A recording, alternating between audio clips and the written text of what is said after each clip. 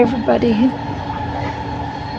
Today is February 6th, Thursday, February 6th, 2025, and this is one of my videos in my video journal of my recovery from the trauma of watching my little brother Paul Kierans, 64 with Down syndrome, be locked up by the BC New Democratic Party government for 588 days after I complained to the police, the Burnaby police, about a secret and fraudulent and forged power of attorney the government created over Paul to give him the COVID-19 shot.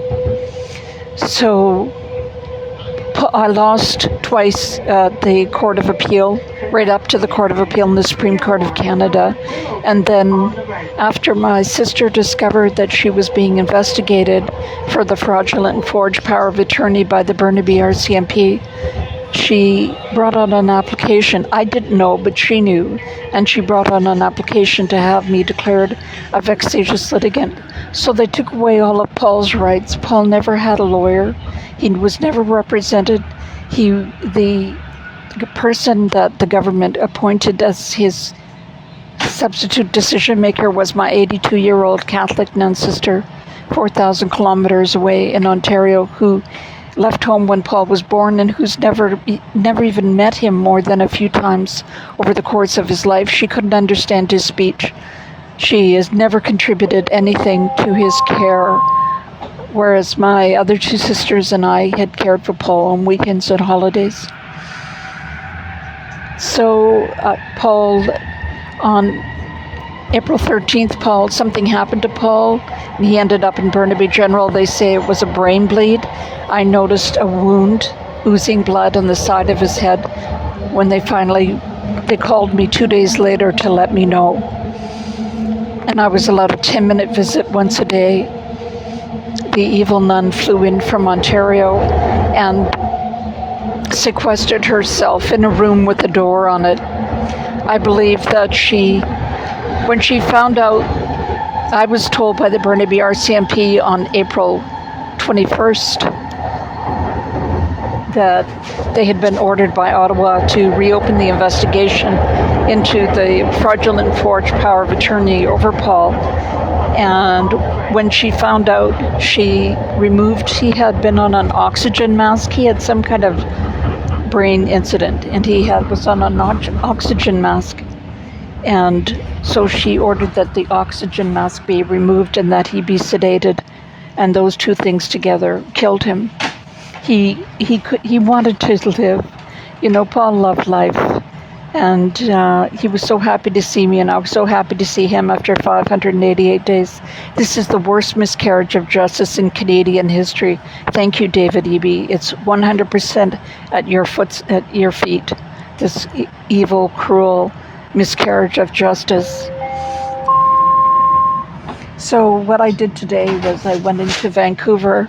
I took the Skytrain into Vancouver, and I had to write up a notice of constitutional question to be served on the Attorney General of British Columbia and the Attorney General of Canada.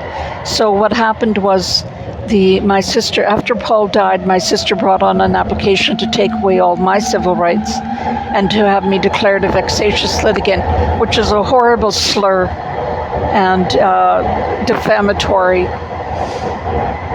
And she had a 5-day hearing, and I had a heart attack in 2016, so I'm not allowed to be in court for more than 2 hours a day.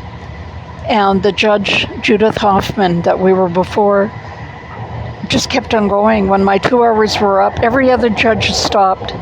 But when my 2 hours were up, I stood up and I reminded the judge, and she asked me if I could just sit in the gallery. So I'm supposed to represent myself against the two law firms that the evil nun had hired. I estimate she spent $1 million. The Catholic Church has spent $1 million on her representation. She never worked at anything other than a drug and alcohol counselor. But the Catholic Church spent $1 million fighting me and locking up my little brother. He had no visitors for 588 days. He was locked up. The last time I spoke with him, he said, "Kathleen, take me to a movie." So anyways, this judge, the judge continued past the 2 hours, so I just left. I had no choice but to leave. And she went on for 2 full days after that, completely disregarding my doctor's orders. And, it was like she was daring me to have a heart attack right in front of her. It was the most sadistic, cruel thing I've ever seen, or I've just never seen anything like it.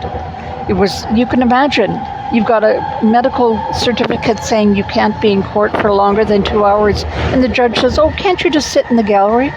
And you're representing yourself. They didn't want me to have a lawyer, and they didn't want Paul to have a lawyer. They're evil, cruel, sadistic people who knew nothing of the rule of law or justice. So today I had to file my notices of constitutional questions.